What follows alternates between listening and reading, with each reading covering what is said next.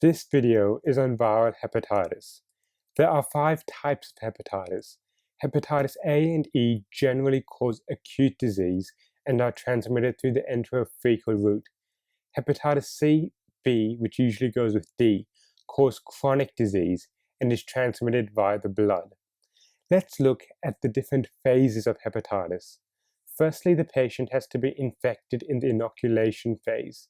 The virus enters the bloodstream if it's hepatitis B, C, or D, or into the intestine if it's A or E. Then it's the incubation phase when the virus multiplies even though the patient remains asymptomatic. This lasts for 15 to 40 days for hepatitis A or E and 40 to 180 days for hepatitis B, C, or D. Next is the pre-ictric phase, when there is non-specific symptoms. These include flu-like symptoms, nausea and vomiting, diarrhea, anorexia, and right upper quadrant pain. Eventually, bilirubin-specific symptoms manifest, and this is the ictric phase. There may be jaundice, dark urine, and pale stools. On examination, you may find hepatomegaly, splenomegaly, and lymphadenopathy. The final stage is the recovery stage and can take 2 to 4 weeks. If there is no recovery, one can become a healthy carrier or develop persistent chronic infections. This leads into complications. Complications can be hepatic or extrahepatic manifestations. Cirrhosis is common, with 20% of hepatitis B leading to cirrhosis within 5 years, and 20% of hepatitis C within 20 years. If cell regrowth becomes disordered, this can lead to hepatocellular carcinoma. If hepatitis doesn't recover, you can get chronic hepatitis, which is the case in 5% of Hep B, but 85% in Hep C infections. Fulminant hepatitis is severe liver impairment.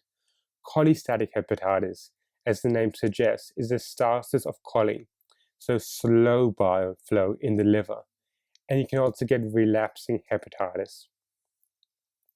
Extrahepatic complications are important to consider. Hepatitis B is the main complication from that are polyarteritis nodosum, aplastic anemia, membranous nephropathy, and membranoproliferative glomerulonephritis, also known as MPGN. Hepatitis C may also get MPGN, as well as autoimmune diseases such as Sjögren's, immune thrombocytopenic purpura, or ITP, autoimmune hepatitis, and autoimmune thyroiditis. Diagnostic investigations include elevated liver enzymes, ALT and AST. ALT is usually more elevated than AST. Then viral serology, so detecting the RNA and antibodies of IgM and IgG.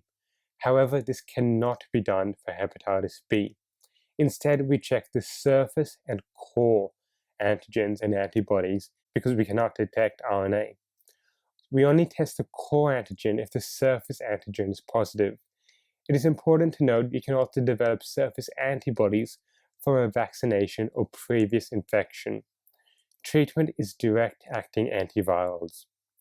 Thank you for watching. If you learned something, please tell a friend who may also find it useful.